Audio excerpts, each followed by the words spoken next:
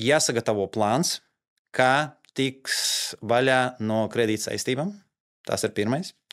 Otrais, jāuzsāk sarunas ar kreditoriem.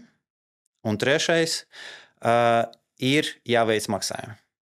Tas ir tas 3 pamatlietas, kuras ir jādara uzreiz, tajā brīdī, kad mēs esam pieņēmuši lēmumu, ka mēs gribam tikt vaļā no kredītiem. Ir arī pāris lietas, kuras vajadzētu nedarīt, tā teikt. Kas tās ir jāpastāst? Ko noteikti vajadzētu nedarīt. Pirmkārt, nevajadzētu zaudēt cerību. Nevajadzētu tātad krist izmisumā, jo mūsu pieredzē, principā mēs vienmēr, ja cilvēks sadarbojas ar mums, mēs vienmēr atrodam kaut kādus risinājumus. Tad pamatā absolūtiem kādiem bezcerīgiem stāvoklim, ka tur viss ir pilnīgi tumšs, nekādas gaismas tuneļa galā nebūs. Tas tā nav. Tas tā nav, ticiet man.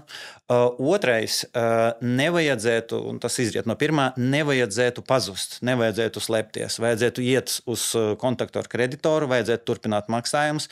Viena no tām kļūdām, ko cilvēki bieži izdara, viņi pārsteig komunicēt ar kreditoriem, viņi domā, es ignorēšu tos zvanus, tās izziņas, tos e-pastus. Strauss ar galvu smiltīs. Jā.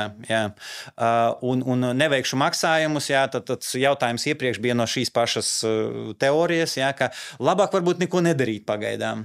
Nē, vajag drosmīgi iet pretī tai savai problēmai, lai pārņemtu kontroli par to.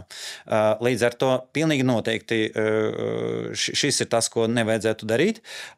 Un trešais, ko nevajadzētu darīt, nevajadzētu palielināt savu kredīta saistību apjomu. Tas ir viens no tiem būtiskiem momentiem, tāda apņemšanās, kura katram būtu jāizdara attiecībā uz sevi.